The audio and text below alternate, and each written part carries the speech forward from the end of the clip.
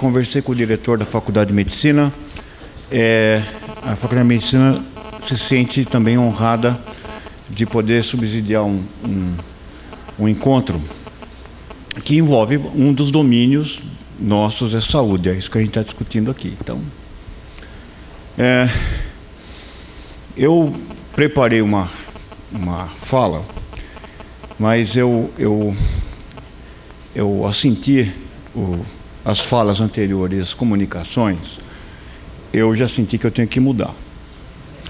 Eu sou casado há 32 anos e eu interpreto a linguagem não verbal. Então eu vou explicar para vocês primeiro como é que a gente chegou aqui. Eu, pessoa física, Paulo Saldívar e os demais membros da comissão. Primeiro, ninguém pediu para ser membro dessa comissão. Quando esse aviso, eu fiquei sabendo disso numa reunião da congregação da Faculdade de Medicina, numa carta que veio do reitor. Me cumprimentaram muito pela facilidade da comissão. Tenho que lidar com o Ministério Público, com uma comunidade que está desinformada faz tempo, com uma condução equivocada de um processo. A gente não tem informação total do que está acontecendo, a gente desconhecia a existência de uma comissão ambiental anterior. O campus está fechado. Aliás, eu presido uma outra comissão, que eu vou sair daqui, que é sobre violência e segregação e preconceito no campus de Pinheiros. Então, você veja que eu estou presidindo duas comissões extremamente fáceis de serem levadas. O meu diagnóstico, a gente chegou lá, era uma comissão de pessoas externas à EASH diretamente, embora eu participe do programa de pós-graduação de sustentabilidade, mas eu não tenho uma atividade direta na EASH, mas ela não tem nenhum peixe grande, somos todos, mas o cardume é variado. Tem um médico, tem uma advogada, tem um físico, um engenheiro ambiental e acho que um químico. Oi? Um urbanista, né? E a ideia era pegar, o reitor tinha chegado, falar assim, olha, está uma confusão aquilo ali, me interpretem para nós o que está acontecendo. Então a gente foi lá interpretar. Fizemos uma visita local para ver como é que estava o campus. O relatório da Servimar não estava pronto à época, a gente ficou sabendo depois. E a conclusão nossa foi pegar... rapidamente a gente percebeu que tinha duas dimensões nessa discussão. Uma dimensão, esse é meu e-mail, se alguém quiser acompanhar. E eu entrei nisso porque eu tenho uma vida dupla. Na Faculdade de Medicina da USP, eu sou médico, eu trabalho com doenças respiratórias e cardiovasculares e coordeno um INCT, que é esse, Instituto Nacional de Análise Integrada de Risco Ambiental. Além disso, eu participo do Comitê da Organização Mundial de Saúde para a definição de carcinogênese e poluição do ar, a gente acabou de soltar isso, e sou membro do Comitê Científico da Escola de Saúde Pública da Harvard para temas de contaminação. A gente chegou lá, olhou, documentos incompletos, e a gente fez o primeiro diagnóstico. A USP não se comportou bem nos últimos anos. Isso é novidade? Não. Então, fato conhecido. A USP não dialogou com as pessoas envolvidas. Isso é novo? Não. Sim, continua acontecendo aqui. Isso não é uma prerrogativa da EASH, é uma prerrogativa da USP como um todo. A terceira coisa, a USP, ela agiu? Não, ela reagiu ao fechamento do campus. Que é mais ou menos quer dizer, não fizemos uma política, quer dizer, a USP não cumpriu a lei e por uma instituição que ele devia fazer mais do que a lei manda. Por uma faculdade que tem gestão ambiental e ciências, nós devíamos ter feito mais do que a lei manda. Não só dentro do campus da USP, mas no entorno da USP. No Jardim Queralux. Só que não na vizinhança só imediata. A USP devia fazer parte do pacote das soluções e não parte do pacote dos problemas. E a gente entrou no pacote de problema por não propor as soluções nem para nós mesmos. Isso é o fenômeno que eu chamo de parque temático da USP. Você cria uma cidade universitária de brincadeira, você entra no modelo onde o mais importante é publicar na Nature. Então, o que a nossa conclusão chegou? Vamos para o fim, eu vou para o fim, e depois, se der tempo, eu falo o que eu venho falar do ponto de vista técnico. Mas acho que aqui também vai, né? Ou não?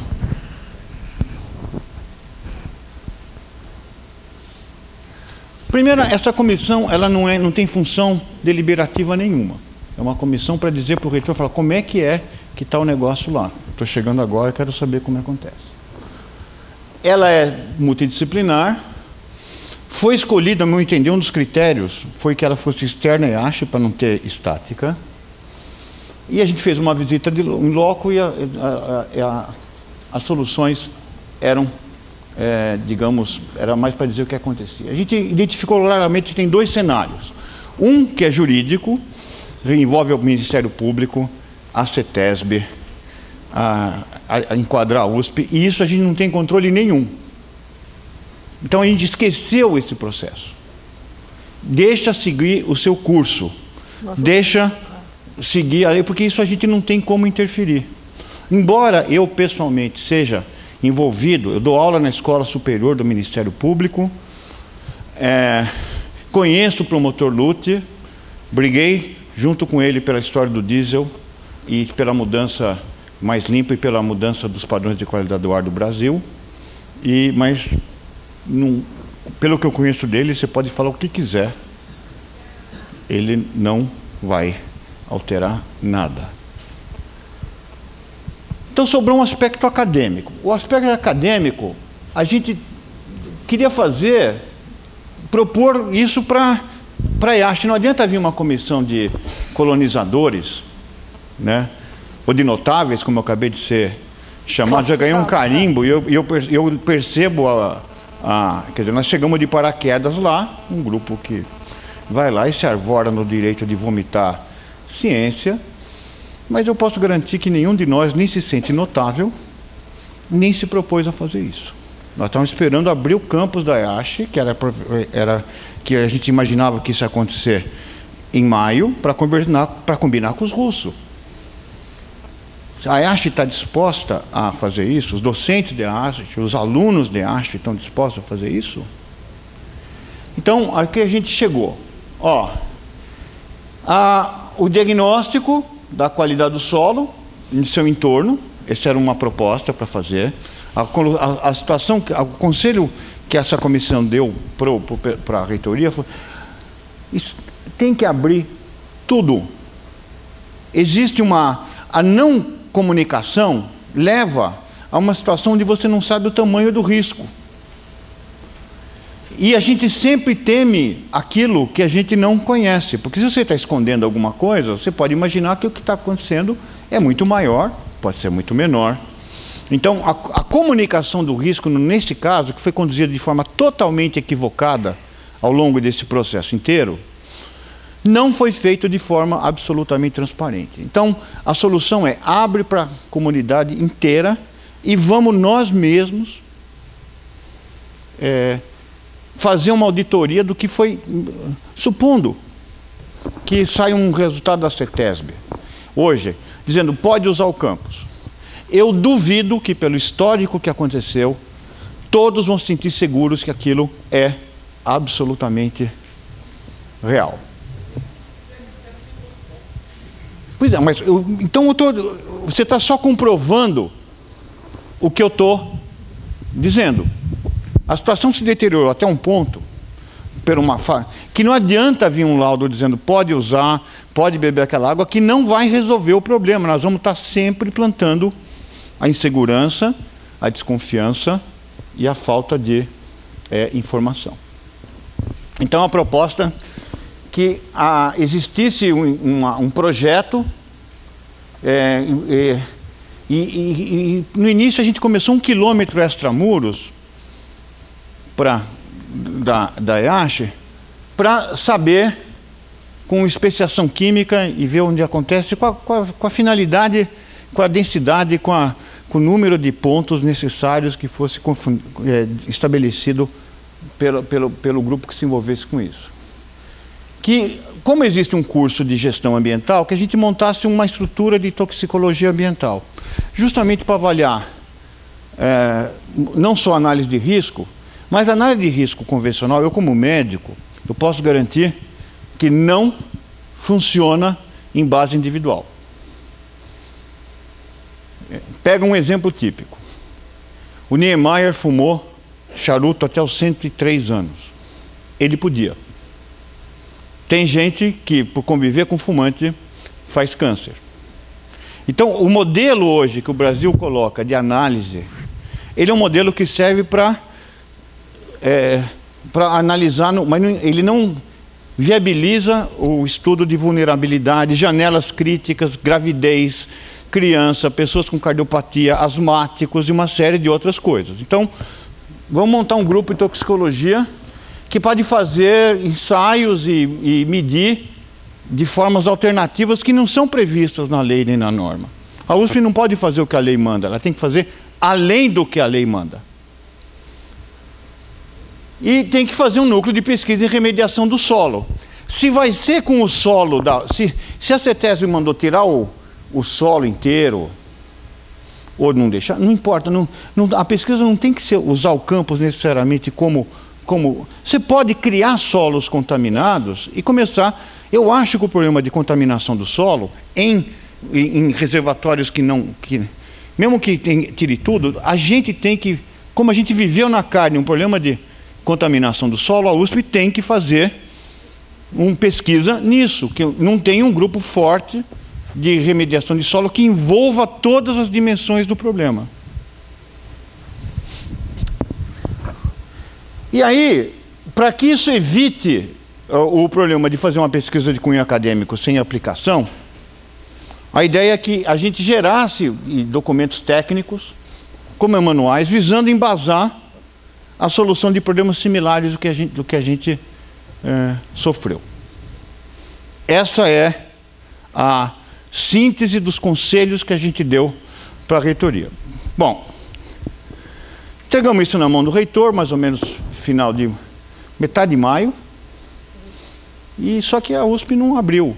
Então, aí eu tomei iniciativa, falei com a doutora Cristina, como já tinha aluno aqui na Faculdade de Medicina, como você não pode fazer nada na EASH, vamos começar a ver literatura, entender o problema e começar a ver alguma coisa, dado que o tempo jurídico é incerto. A comissão não tem acesso ao termo de ajuste de conduta, nunca sentei com ninguém da CETESB, nunca sentei com ninguém do Ministério Público para discutir esse assunto. A única coisa que eu liguei para o professor, para o Dr. Lute, eu falei assim: Lute, eu não quero interferir com sua decisão, mas por favor considere a possibilidade de que a USP seja um órgão assessor técnico do Ministério Público para questões de contaminação ambiental. Coloque isso, vê se provoca um pouco a nossa universidade no sentido de assumir um papel socialmente mais responsável. Então, eu agradeço muito a oportunidade de estar falando aqui, porque é a primeira vez que eu falo diretamente com docentes de EASH e estou explicando como é que nós chegamos aí. Eu acho que essa é uma satisfação que eu devia dar para todos, e é a primeira vez que a gente consegue se reunir, porque não está fácil encontrar vocês também.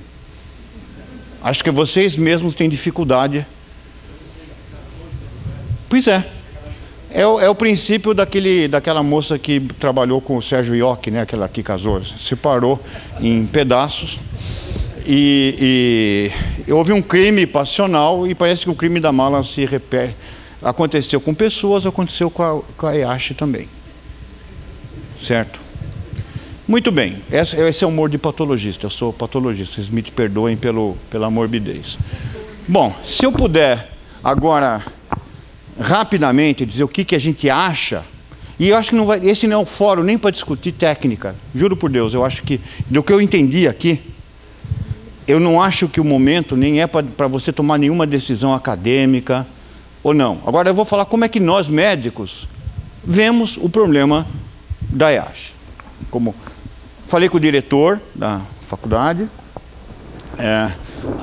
existe, mas acho que é muito mais que a faculdade de medicina. Desculpe, a solução aqui passa por vários temas. Então eu imaginei que dependendo do projeto que for ser montado, considerem a USP, a gente tem que fazer vários bolos, ou vários pratos. Se tem um lugar que tem laboratório de quase tudo, é a USP. Então o papel da reitoria no sentido seria, sob a coordenação da EASH, catalisar o processo de parceria, porque isso resolve um outro problema, o isolamento da EASH em relação ao restante da USP. Que isso também tem sido uma questão central na minha discussão, no nosso diagnóstico. Bom, o que a gente precisa ter para responder a questão que vocês querem responder? E porque eu senti aqui pelas perguntas e tal. Nós temos que quantificar os agentes, não só em concentração, mas também no espaço, no domínio do espaço e no domínio do tempo. Há quanto tempo isso está lá? Né?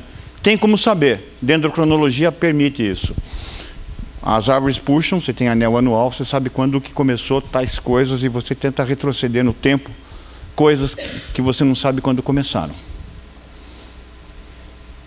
Nós temos que conhecer os mecanismos de toxicidade, o que não é fácil, porque todos os regramentos, em geral, são feitos de forma equivocada, porque eles envolvem compostos isolados, não prevêem muito bem, não tem uma solução muito boa para efeito sinérgico. Nós temos que identificar como o tempo é importante aqui, então, mas temos que ver o tempo aqui também. Você concorda? Potencial de dano agudo e crônico, o que bioacumula, quais são os mecanismos, o que a gente tem que procurar. Se você chegar hoje e perguntar para a Faculdade de Medicina, que tem um hospital terciário aqui, o que nós vamos medir? Nós não sabemos nem o que tem, nós não sabemos nem há quanto tempo está lá, qual foi o contato. Nós temos que determinar as vias da exposição. As pessoas tiveram contato com aquilo? Não tiveram. Tem jeito de medir. Metal pesado, por exemplo, você mede no cabelo, você sabe se as pessoas foram expostas. Você tem alguns metabólitos, você consegue traçar digamos, a dinâmica da exposição. Você tem que calcular uma estimativa da dose, que é o produto da concentração, vezes o tempo de exposição, vezes outros valores. Eu tenho que conhecer a vulnerabilidade dos receptores. Quem é vulnerável? Tem criança ali em cima, tem creche, tem gestante. Então, mas isso tem que ser determinado. Você tem que elaborar modelos de risco, desde que sejam qualitativos, sim, há ou não há risco. Temos que quantificar e temos que prever interação. Bom, há outras informações que são adicionais ou desejáveis. Nós temos que determinação do risco comparativo ou cenários comuns ao ambiente urbano. Veja, você tem que saber, por exemplo, quanto tem de metano fora de lá. Quanto tem de metano nos bueiros do centro da cidade de São Paulo. Quanto tem de benzeno. Para você ter uma ideia, veja, eu não consigo imaginar que se jogou solo contaminado, ou solo de lixo, e tem metano no solo, que vai ter alguma coisa que faça bem à saúde. Eu não consigo imaginar que não tem nenhum remédio enterrado ali dentro. A pergunta é, quanto que é isso em relação ao que a gente pratica na cidade de São Paulo? Ou em relação a um solo fora da cidade de São Paulo? Como é que é o background disso? Como é que isso funciona? Ao que nós já estamos expostos dentro desse sistema? Eu acho isso importante, não para você determinar o risco, mas para você comunicar o risco.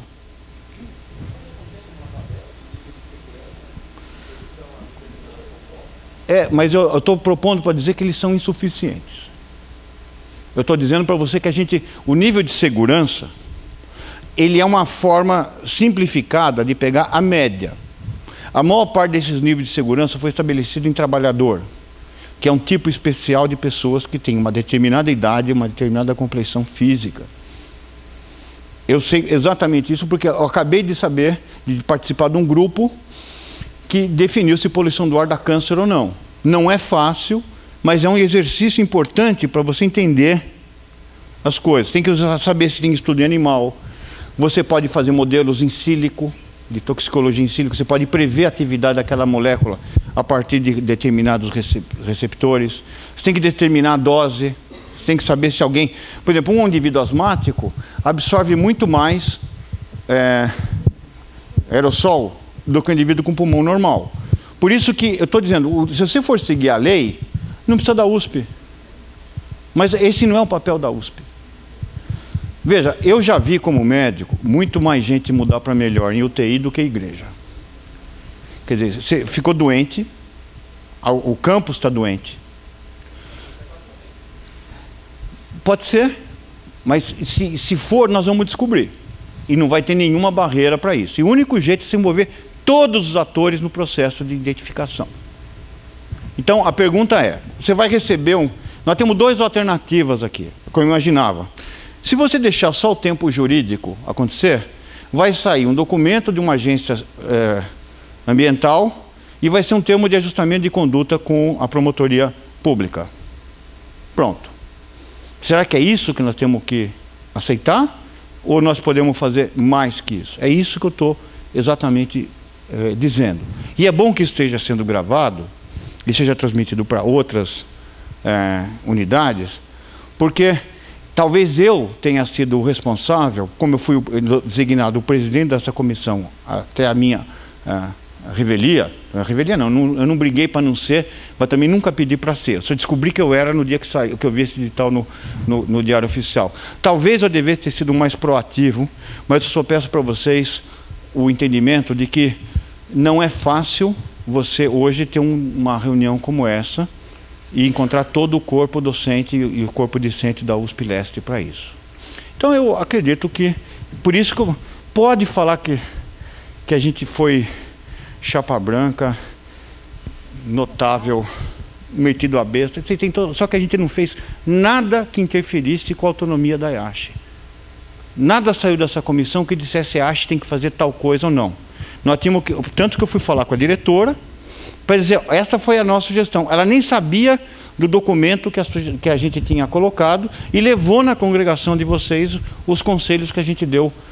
É uma comissão consultiva. Então a mensagem para o reitor foi, espera resolver a parte jurídica e depois propõe um termo de ajuste de conduta que vai além do ajuste de conduta ambiental. Tem que ser um ajuste de conduta acadêmico, tem que ser uma postura nova de pesquisa e de apoderamento do conhecimento por parte da comunidade.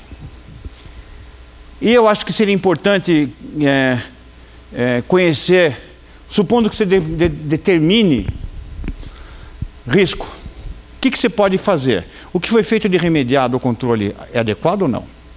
Isso é uma outra pergunta importante ter. E quais são os procedimentos de mitigação? Ele pode se pagar? Não pode se pagar?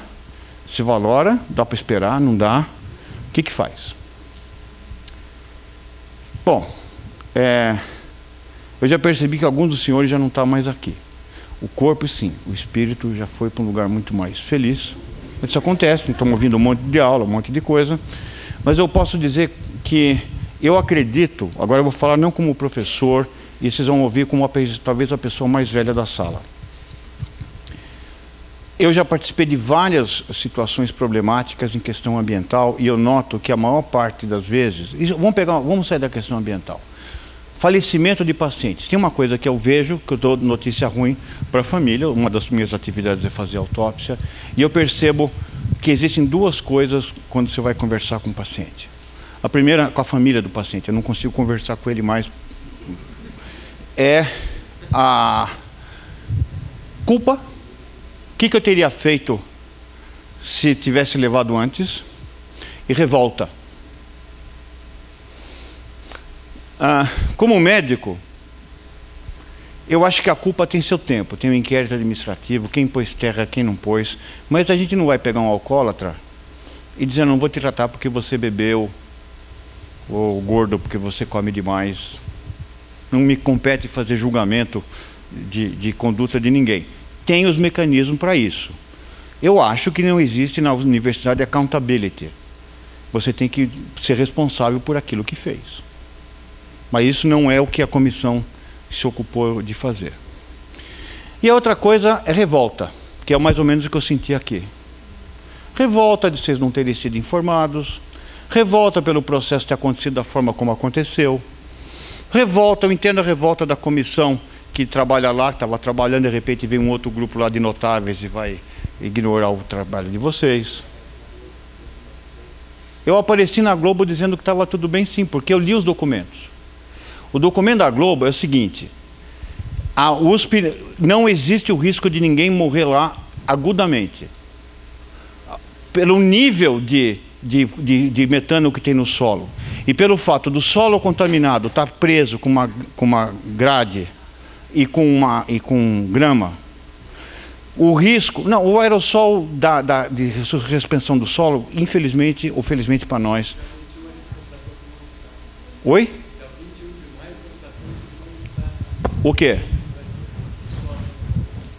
Bom, tudo bem, então o que se foi colocado aqui, nós vamos isolar o solo, e eu vi os resultados da Sevrimar que existiam na época daquela medida, e a história é a seguinte, acho que você teria condições de... A operação do campus, para mim, seria a melhor forma de resolver o problema e começar o processo. A operação do campus, o funcionamento do campus.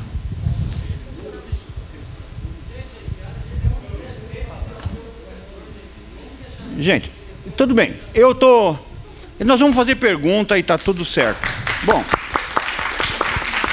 veja, a pergunta que me foi colocada foi o seguinte, do que a gente tinha visto os documentos, do que tinha no solo, e eu posso garantir para você que você tem vários condomínios em São Paulo, porque eu sou perito do Ministério Público em condições muito piores do que a ASH está aí. Então, acho que agora, que eu tinha a condição de falar assim, não pode deixar do jeito que está, eu estou dizendo exatamente o que a gente mandou, isso é transcrição literal do relatório que foi enviado para o reitor. Mas isso não é uma comissão externa que vai resolver. Quem tem que resolver o problema da EASH, veja, quem elegeu o diretor da EASH? A EASH. Não, quem indicou? A EASH. Muito bem. Então, quem tem que resolver o problema da EASH é a própria EASH, aprendendo com os erros que fez e usando isso como uma oportunidade de aprendizado. Eu achei que dentro de um curso de gestão ambiental haveria um espaço acadêmico para que todas as áreas da EASH, que esse é o legal da EASP, pudesse participar de uma forma bastante adequada nesse negócio. Que é horroroso estar entre tapumes? Que é horroroso você não saber em que área você pode andar em cima da grama? Mas eu acho que também é igualmente horroroso você não ter um lugar para ficar, você não ter laboratório para ter aula. Então eu acho que entre horror e horror, você tem que escolher. Veja, o melhor do mundo não aconteceu. Ou seja, ter sido feita uma gestão ambiental responsável do campus. Uma vez que foi feito o diagnóstico, qual que é o remédio? Ou qual o remédio menos amargo?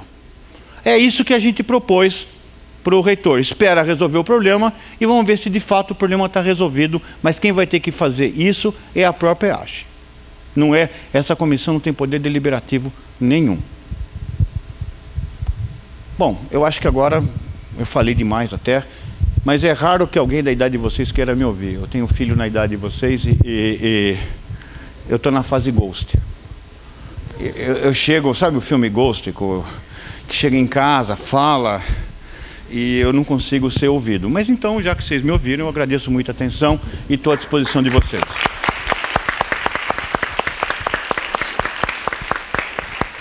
Bom, boa tarde a todos. Boa noite, quase, né? Então, para o professor Saldiva, eu sou da área de epidemiologia, então uma pergunta. Eu não sei, eu queria só um esclarecimento em relação à sua fala. Eu fiquei com a impressão que talvez um estudo epidemiológico fosse interessante a ser feito lá. E a minha pergunta é, se nós não temos ideia do risco, né, ainda não está determinado, se seria prudente fazer esse estudo com umas pessoas habitando o campus. Muito obrigada pelas falas. Professor Paulo Saldiva, eu li com bastante cuidado o documento que vocês produziram na comissão e eu queria saber a sua opinião. Há risco à saúde na EASH hoje? Bom, o professor Saldiva reconheceu que a reitoria não tem comunicação própria com a nossa comunidade. Então, uma pergunta direta é, o senhor está aqui para estabelecer essa comissão? O senhor está falando em nome do reitor? Outra coisa o senhor falou que não teve nenhuma influência até agora, mas é meio contraditório que o senhor falou de um telefonema para o promotor Lute, e a sua fala foi bastante preocupante, pareceu uma intervenção bastante importante. Em relação aos nossos problemas mais urgentes, nós queremos voltar para aquele campus o mais rápido possível. E aqui, em muitas falas, foram ótimas, falas acadêmicas, técnicas. Os nossos alunos devem ter aprendido muito. Né? Eu sou cientista, eu gosto disso. Eu tenho afeição por esse tipo de conhecimento. Só que biorremediação, um laboratório para estudar as nossas questões ambientais, vão reabrir o campus até o próximo semestre? Uma coisa que é muito importante é atender às exigências da CETESB para que o campus seja reaberto. Enquanto a gente não atender essas exigências, vai ser difícil, né? Eu acho que, no mínimo, a gente pode até não concordar, mas a gente tem que, no mínimo, atender às exigências da CETESB. E eu vou falar aqui, você vai me dar licença, Grazi, que a CETESB ainda não deu parecer em relação ao último relatório da Servimar, mas eu estou que nem um papagaio repetindo, desde a última reunião da CPI das áreas contaminadas, que o Elton Gloeden, gerente das áreas contaminadas da CETESB, já deu uma prévia para a gente. Ele falou com todas as letras: o aterro não está caracterizado, faltam medidas de superfície, de profundidade numa malha de 10 metros. Falou também que grama não nos protege em relação àquela terra contaminada, apesar de faltar informação. Com a informação que a gente tem hoje, a grama não nos protege. Ele falou com todas as letras. E a USP, desde que o reitor está no cargo, desde 25 de janeiro, já teria, olha, já tem mais de 4 meses, 4, 5 meses, teria dado tempo de ter feito licitação, como deve ser feito no serviço público, para contratar uma empresa para fazer a análise que faltava nesse terreno contaminado, tanto na área central quanto na área da chaminé. Mais uma coisa, os documentos não dizem tudo. Então, o professor Saldiva falou que analisou os documentos, mas não está tudo lá. A gente que viveu lá, a gente sabe. A gente que bebeu água contaminada lá, a gente sabe. Não tem nenhuma palavra sobre o reservatório de água subterrâneo que está lá naquele terreno contaminado e as tubulações de água que estão lá naquele terreno contaminado.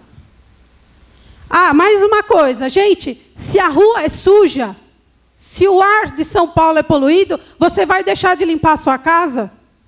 Não. Você vai deixar de limpar o seu local de trabalho? Não. Porque a rua é suja, você vai querer trabalhar e estudar num lugar sujo? Não.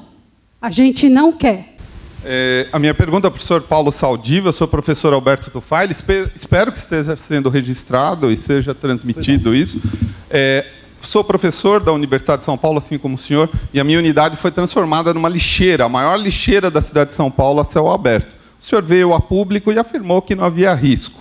Eu quero saber quem está errado. A Justiça, o Ministério Público, que ainda mantém a unidade interditada, ou o senhor, quando afirmou que não havia risco lá? Obrigado. Oi, eu sou a Dalgisa, eu não sou da EASH, eu sou do IAG da USP. E, de alguma maneira, eu acho que esse conflito, né, ele... Não sei se eu vou conseguir ter uma pergunta, mas, na verdade, eu teria para a professora Nelly. Eu vejo que a grande questão... Eu sou do IAG da USP, tá? Na verdade, vocês estão com um evento fabuloso, vocês estão nervosos, brigando entre si que vocês não devem.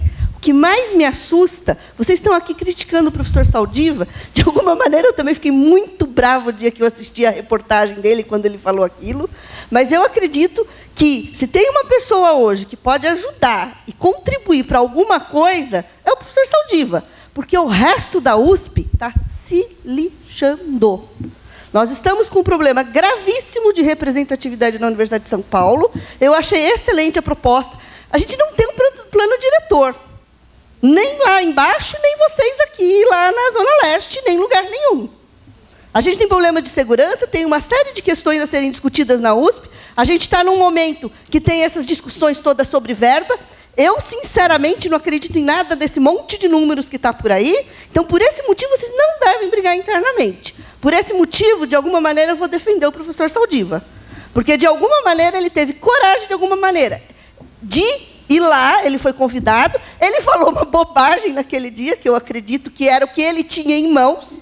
E acho que o fato dele estar aqui hoje se expondo a vocês é uma coisa incrível. Porque, gente, de novo, eu estou admirada porque o resto da Universidade de São Paulo sequer sabe que vocês estão com problemas. Isso está dentro da minha unidade, eu estou assustada. Nesse sentido, eu perguntaria, a ideia do plano diretor para a Universidade de São Paulo e uma prefeitura, que talvez vocês consigam lá, que realmente viesse discutir os problemas e como resolvê-los. Porque tudo é empurrado goela abaixo para nós. Então, a minha pergunta seria essa. Se você já tem uma estratégia de levar isso para o Conselho Universitário efetivamente, aproveitar a mobilização, e as outras congregações da Universidade de São Paulo. Eu quero só complementar a pergunta da Ângela, né? Eu acho que, sou brevíssimo, eu acho que o problema da EASH é credibilidade, e a USP inteira. E fica difícil um evento assim gerar credibilidade, infelizmente. Mas a pergunta concreta é o risco carcinogênico, que é o que tem se levantado muito. Eu trabalho com câncer. Eu queria que o professor Saldiva, a Viviane, pudessem responder como isso pode ser avaliado. É possível dizer que há risco carcinogênico na EASH? Essa é a minha questão. Okay. Eu vou fazer uma síntese para não tomar muito tempo.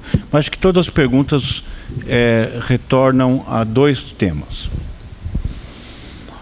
Eu preferia que vocês se ativessem ao relatório que a comissão escreveu e não a uma fala, a um trecho de 30 segundos de uma fala editada que foi muito maior.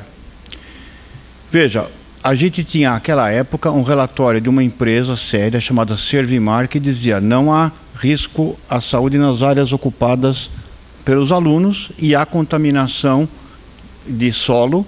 A comissão reconhece que o problema do metano tem uma solução e que o problema que mais preocupava era o solo.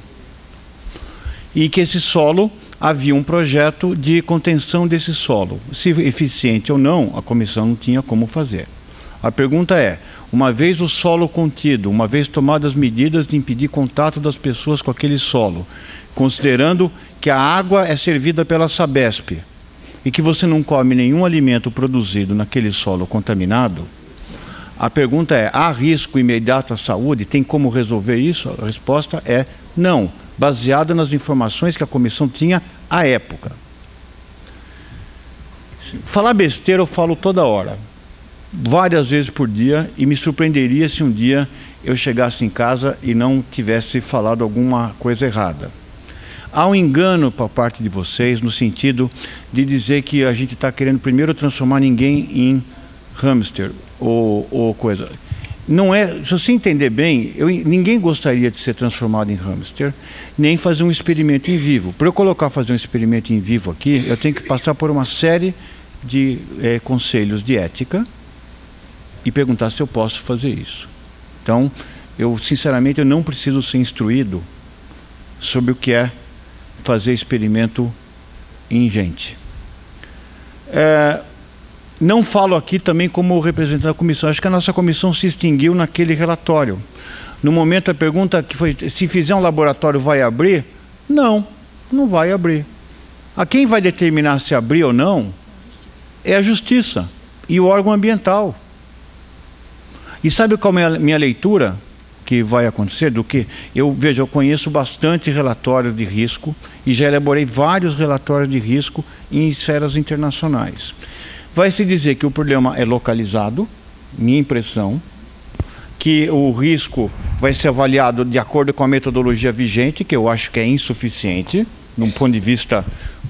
eu vou dar um exemplo para vocês. Quando eu comecei a fazer estudos de poluição, a legislação aceitava limites de poluição do ar muito acima do que a gente aceita hoje.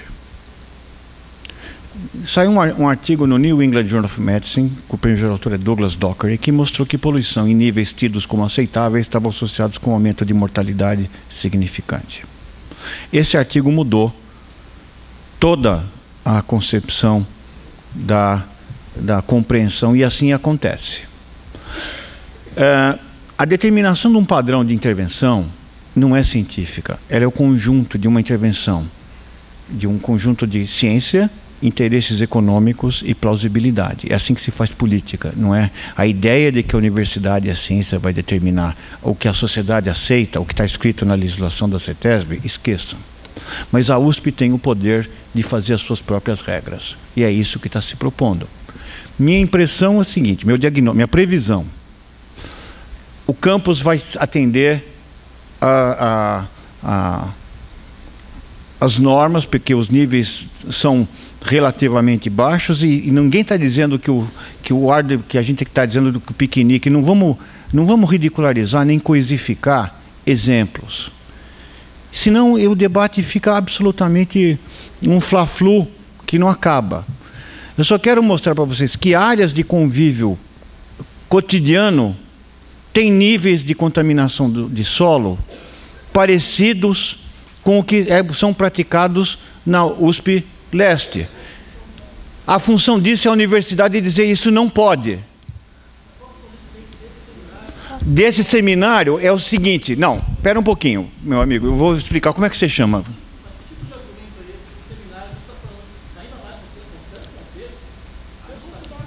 Desculpa, como é que é seu nome? Daniel. Não. Eu só estou dizendo... Não, o que eu quero dizer é o seguinte... Espera um pouquinho, não, Daniel, você pode falar o que você quiser e não me ofende, e eu acho que esse é o debate que tinha que acontecer mesmo. Eu acho que qualquer discussão... faltou isso. Faltou as pessoas colocarem para fora tudo o que estão sentindo. Então, ao contrário de eu achar que isso é um barraco, como foi, vamos baixar... Putz, eu acho perfeito, e gostaria que outras unidades da USP tivessem um nível de combatividade que eu estou vendo aqui. Então, fique tranquilo que é o seguinte, eu só quero dizer o seguinte: eu acho, por exemplo, que os níveis de padrão de chumbo no solo são obsoletos em São Paulo. Eu acho. Quem tem que dizer? Se você for esperar isso vir... quem que tem que quebrar o paradigma é a universidade. Mas eu vou dizer para você o seguinte, eu tenho quase certeza que mais cedo ou mais tarde, depender da questão jurídica, da questão de atores, de toda essa movimentação política, esse campus vai ser reaberto. A pergunta é, muito bem, atendemos a CETESB, temos que atender, não tem outra solução. Tem que atender o que o Ministério Público pede, senão não vai abrir mesmo. E essa foi a conclusão que a comissão teve logo no começo. Nada que essa comissão pudesse fazer ia adiantar em termos do que vai ser aberto ou não o campus. Esqueça essa discussão de reabertura do campus e vamos agora discutir o que a gente faz com o problema que caiu no colo da EASH. Se vai fazer um estudo epidemiológico, se vai fazer, quem vai decidir são os docentes da EASH. Eu não estou falando aqui como representante do reitor, eu estou falando como pessoa física. As besteiras que eu falei são pessoas, fui eu que falei. Se for julgado, eu quero ser julgado por aquilo que eu falei, por aquilo que eu escrevi. E não tenho problema nenhum de ser considerado errado. Agora, entendam bem o meu conselho. Eu acho que o problema da EASH pode ser utilizado para fazer da USP um instrumento transformador da política ambiental no Estado de São Paulo e na cidade de São Paulo, através do que uma universidade devia fazer, que é a produção de conhecimento. Então, eu acho injusto para com a sociedade que nós, corporativamente, estejamos brigando por níveis de metais que estão no nosso solo e não estejamos brigando por o que tem no Ibirapuera, por exemplo, ou no entorno do campus. Eu estou brigando por um criminoso que encheu a minha unidade. Perfeito! E quem mais que eu vou ter que salvar no mundo agora? Não. A universidade até agora foi accountability, como o senhor disse. Isso, não teve. Responsabilizou esse criminoso pelo que ele fez na Zona Leste de São Paulo. E vocês não estão levando isso para o Conselho Universitário. Eu não sou do Conselho Universitário. Eu não saio daqui. Mas, escuta, você está falando com a pessoa errada, porque eu não sento no Conselho Universitário. E o que eu fiz foi, como professor e especialista em medicina ambiental, dizer o que eu acho que devia ser feito ali. Mas o senhor tem linha direta com o reitor. Ele o chama na visita para o campus. Ele coloca o senhor como o chefe da comissão que está tomando decisões federais. E a comissão disse aquilo que está escrito. Responsabilização. O que o senhor pode dizer sobre isso? Isso está correndo. Veja bem, eu não estou dizendo. Eu fui o primeiro a dizer que tem que ter accountability. Se você acha que isso devia fazer parte do relatório do que vai fazer em relação à situação da EASH, e a gente não colocou, pode até ter sido uma falha. Mas quem tem que brigar pela accountability, desculpe, como eu falei para vocês, vocês colocaram o cara lá, vocês têm que chegar lá e falar. Não, a estrutura de poder a gente não sabe. Aqui na USP, o reitor é indicado pelo governador. O diretor, mesmo que eu vote nele, é o reitor que escolhe. Isso daí é Tá bom. foi uma indicação nossa. Pois feito, então. Então vocês indicaram alguém e o reitor fez o que todo mundo gostaria que fizesse, que é colocar... veja... Não, gente, pelo amor de Deus. Por que não? Veja, por que não é? Por que ninguém tem o privilégio da... Ou então, mas escuta, eu acho que a gente colocou errado uma pessoa. Isso. E tirou. Ótimo. Então, Agora a gente está presente aqui para ver essa história e fazer um laboratório lá e passar a mão na cabeça nesse criminoso e falar que o crime compensa, a gente não vai ficar quieto. tá bom. Então tá bom. Então eu já falei demais, só digo o seguinte, ó. Essa comissão, ela foi, eu imagino que ela não vai se reunir nunca mais, porque a gente não vai conseguir colocar para... a gente não consegue interferir com o processo judicial, que tem suas normas, vai ter que ser obedecida à lei e não mais do que a lei. E a gente sugeriu que, uma vez reaberto o campus, se use essa experiência para fazer alguma coisa de diferente. Eu acho que isso não tem nada de ofensivo, nada de antiacadêmico e nada de, digamos, escuso nessa proposta. Agora, compete a vocês decidir. Essa comissão não tem o poder de impor para a EASH o que ela tem que ser feita. E também vocês têm o direito de escolher com quem vocês querem trabalhar. Vocês não precisam chamar a medicina, não precisam, chamem quem vocês quiserem, mas estou dizendo, eu acho de fora, como um professor mais velho, que essa é uma chance de fazer o certo. Se vai fazer ou não, isso é uma decisão que compete à EASH. Eu só tomei a iniciativa de procurar a diretora porque eu imaginei que daria para fazer uma atividade de cunho acadêmico, enquanto o processo jurídico tem seu tempo e vai pôr mais tubo, mais bomba, vai tirar o solo, não vai tirar o solo, isso não está mais na alçada nem da EASH, muito menos de quem está nessa comissão. Então vamos propor um estudo de caso com alunos, que mesmo que não seja aplicado nunca, pelo menos a gente contribuiu com uma função de professor. Então entendam bem qual é o papel nosso aqui. E eu acho que a Faculdade de Medicina poderá ajudar, caso vocês desejem, porque agora nós temos um problema de quebra de confiança com todo mundo. Ninguém acredita em todo mundo, mas eu acredito que o tempo vai fazer com que as pessoas se entendam e saia uma solução. Eu vejo como muito positiva esse conflito aqui dentro. Falta um pouco de testosterona ou de... proativismo, e que vocês têm de sobra. Usem isso em benefício do crescimento da unidade. Era isso que eu tinha para falar.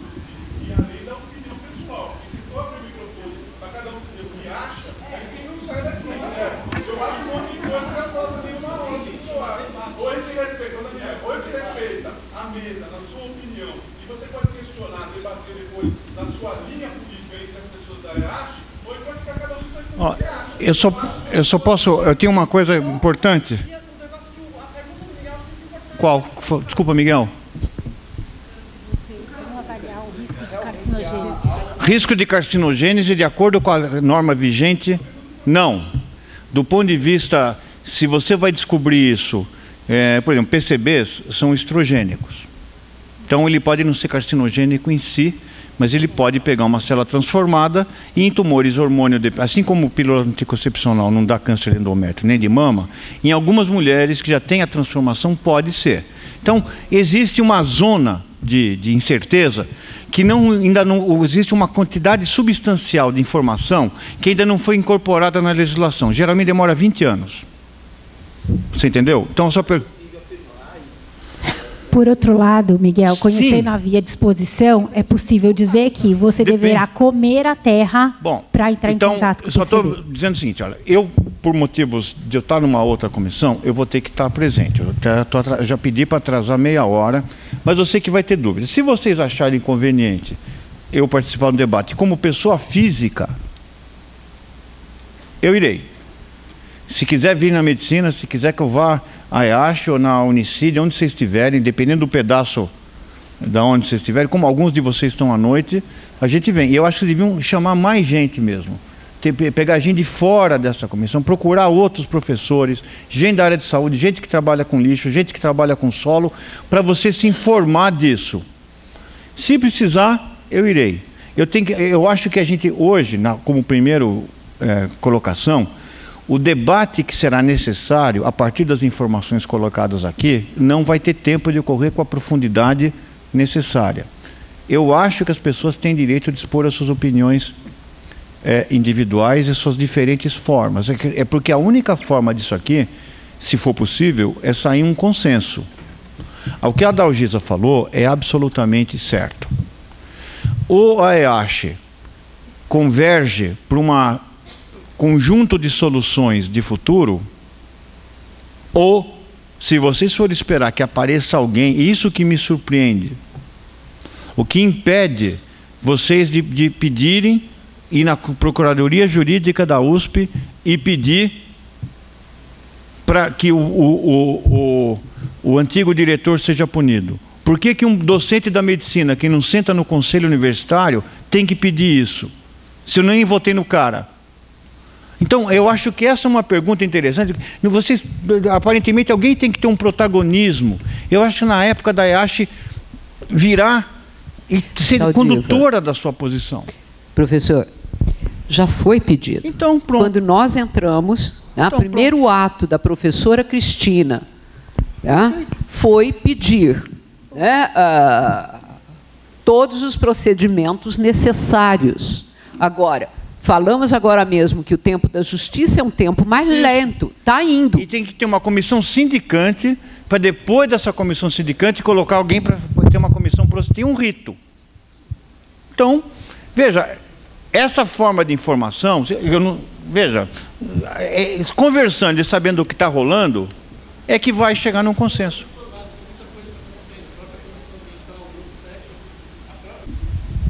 Diria que eu saio daqui como professor um pouco mais feliz de ver que existe ainda protagonismo, existe um tipo de debate como esse jamais seria possível nessa faculdade. Eu acho legal, para mim isso é revigorante. E se precisar, estamos à disposição. Meu e-mail está aí. E respondo para alguém, qualquer dúvida que tiver, eu responderei com maior...